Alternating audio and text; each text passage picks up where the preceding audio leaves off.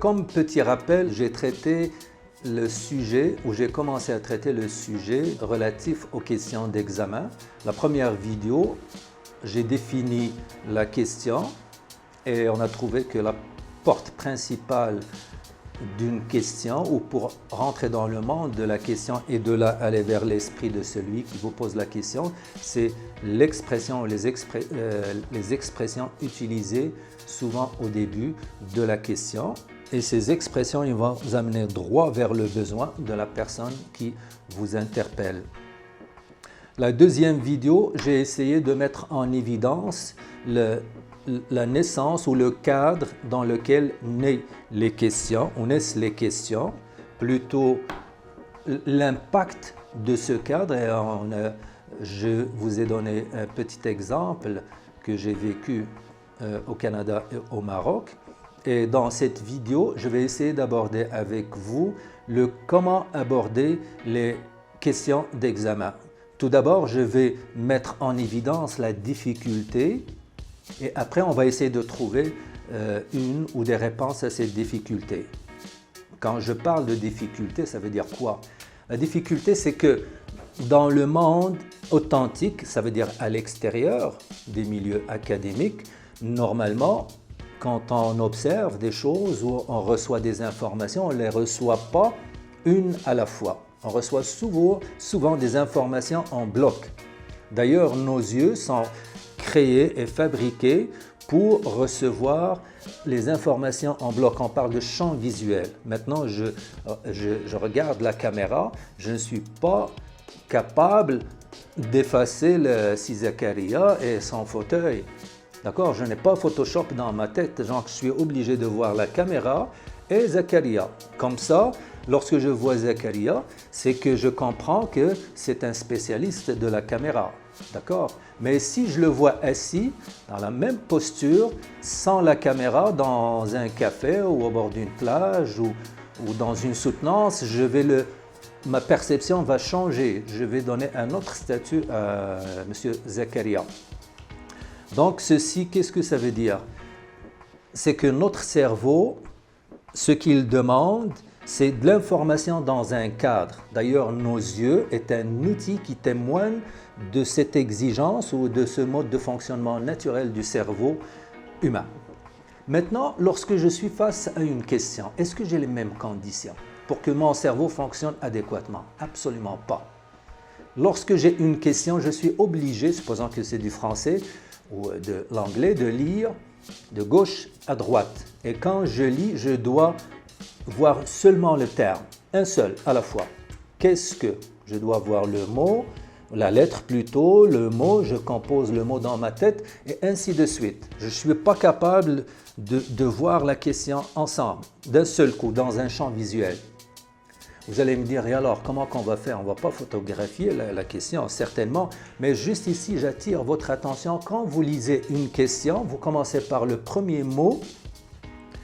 L'information, elle passe dans le cerveau va l'interpréter par rapport à ce que vous avez déjà, qui est relatif à ce mot. Supposons que j'ai lu « analyser », va rentrer ici. Si j'ai la bonne définition d'analyser, c'est correct, je peux continuer. L'impact de ce mot ne va pas influencer négativement le reste. Par contre, si j'ai une définition qui n'est pas adéquate ou qui est partiellement erronée, là, cette erreur va se répercuter sur le reste. Ainsi de suite. Chaque mot que je mets, l'erreur va s'accumuler et à la fin, ma façon ou ce que j'ai compris de la question a pris toute une tangente par rapport là où il fallait que j'arrive. Le point d'atterrissage. D'accord? Donc, c'est très, très, très important de prendre conscience que lorsqu'on nous lisons, nous sommes soumis à un mode de fonctionnement qui n'est pas naturel au cerveau humain. Ça veut dire qu'il faut prêter attention, tout simplement. D'accord? Parce que, remarquez, dans la nature, supposons que vous voulez traverser la rue, vous ne pouvez pas, heureusement, voir juste la voiture, zapper le reste, puis après voir la lumière rouge, zapper le reste, vous n'allez jamais arriver à traverser. Parce que c'est très compliqué. Lorsque vous allez voir la lumière, la voiture s'est déjà déplacée. D'accord? C'est très, très, très difficile. Et aussi, dans la réalité, lorsqu'on veut traverser la rue, on ne fait pas comme ça, là. C'est comme en lisant. La lecture, c'est un monde spécial. Donc, on est déjà dans une situation qui est trop délicate et qui n'est pas en adéquation avec le mode de fonctionnement naturel de notre cerveau. Qu'est-ce qu'on fait dans ce cas, selon vous? Avez-vous une idée? Moi, je peux vous proposer une solution. Elle n'est pas parfaite, mais croyez-moi qu'elle fait toute la différence. D'accord? La première des choses, je sais qu'il y a des expressions ou une expression et il y a un besoin. Moi, je vous demande de vous concentrer, les amis, essayez de trouver les expressions utilisées par celui qui pose la question. Mettez-les à côté, écrivez-les, peu importe l'ordre, et essayez de trouver la définition de chaque élément. Bien sûr, c'est pas le jour de l'examen, ce n'est pas le moment de trouver les réponses, mais au moins dans votre tête, dans ce cas, vous stimulez ce que ça veut dire analyser, vous stimulez ce que ça veut dire qu'est-ce que, vous stimulez ce que ça veut dire interpréter, et une fois vous avez stimulé ces zones, ou vous remémorisez les définitions de ces termes, c'est comme vous êtes en train de créer un champ visuel dans votre tête. Après, relisez la question pour essayer de la contextualiser ou bien la comprendre par rapport aux besoins. Et croyez-moi, en faisant ainsi ou en agissant ainsi, la première des choses, vous bloquez l'automatisme de votre cerveau.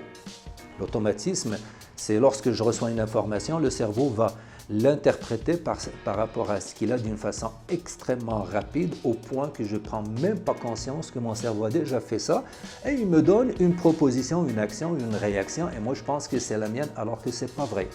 Donc en vous arrêtant, vous bloquez cet automatisme de votre cerveau, vous définissez chaque terme, ou vous essayez de remémoriser chaque terme, son sens, et après vous relisez la question. Croyez-moi que l'erreur, vous la réduisez au strict minimum. D'accord?